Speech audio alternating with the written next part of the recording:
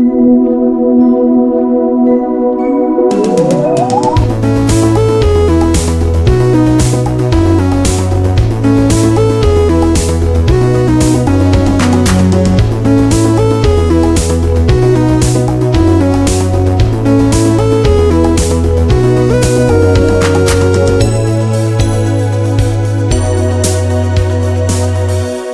welcome to the Popular Podcast. My name is Philip. Let's go ahead and look in the mailbag.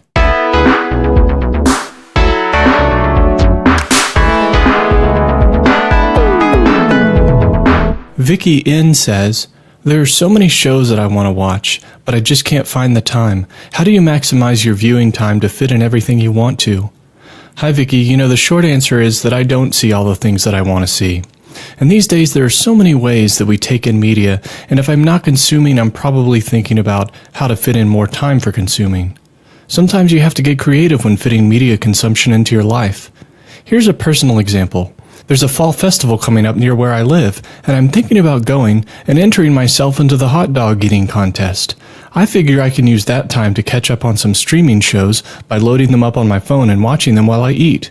I'll get about 10 minutes of a show in, and I'll get a full meal since it's a volunteer contest. I'm looking forward to it.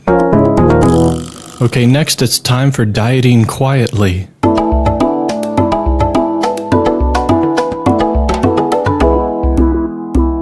This last week I lost more weight than I thought I would, so that's good. For most of the week I was planning for the weekend when it's my wife's birthday, and I know I'll be eating more.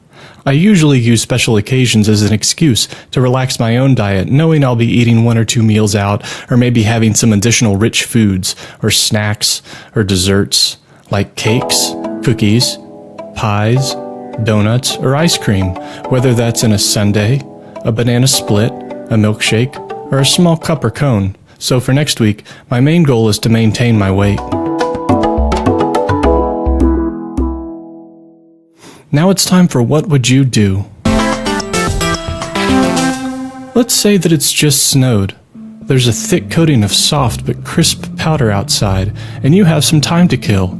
You decide that you want to build a snowman or a snow person. You're going to keep it a pretty traditional shape, so you get to work rolling up a large ball for the base, then you pack on a large midsection of snow, and you finally top it off with a nice round head. Now it's time for facial features, appendages, and accessories. For arms, you'd like to use sticks, so you begin foraging around for some good candidates. You find a stick that's a little knobby, but it's straight enough that you think it'll work. After looking around a little more, you find another, and you immediately notice that the end of this stick looks uncannily like a human hand, but a hand with a middle finger sticking out. So what would you do? Would you use the stick as a snowman's arm, knowing it would look like it was flipping off children or other impressionable people passing by? Does that bother you? Does that appeal to you because that's just your sense of humor? Would you think you were clever for using it, or think it was serendipitous that you found that stick in the first place? Would you use the stick only after you snapped off that middle finger section, knowing that it would then just look like a hand with a missing finger? Look, it's getting cold. Just use the stick. It's still just a stick. It's not an actual hand flipping anyone off. It's now time to review the thing.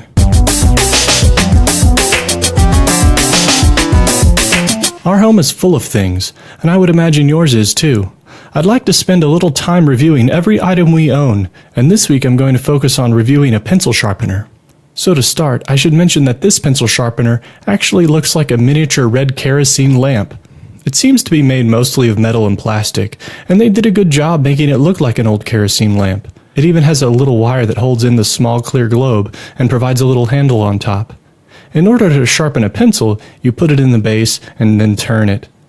I tested it on a fresh pencil, and I found it easy to turn, and the sharpener produced a nice, sharp point.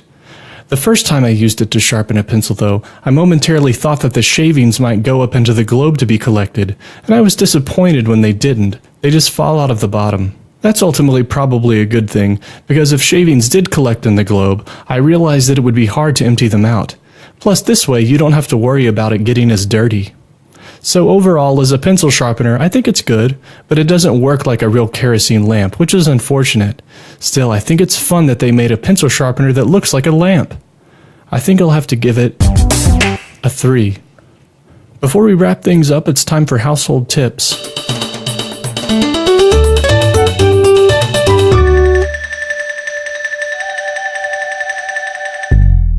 I recently got a set of brushes that are actually power drill attachments. I was a little skeptical at first, but I tested them out on the tile and grout in our shower. As soon as I powered up the drill, they immediately began making a difference by loosening up grime and adding a polish to the tile. I'm not suggesting that everyone needs a set of these, but if you do get some drill brush attachments, here's the tip. Don't let your power drill get too wet. You could get electrocuted or even do irreparable damage to the drill. Okay, that'll do it for another Pop Filler. Thanks for listening, and remember, you'll be fine.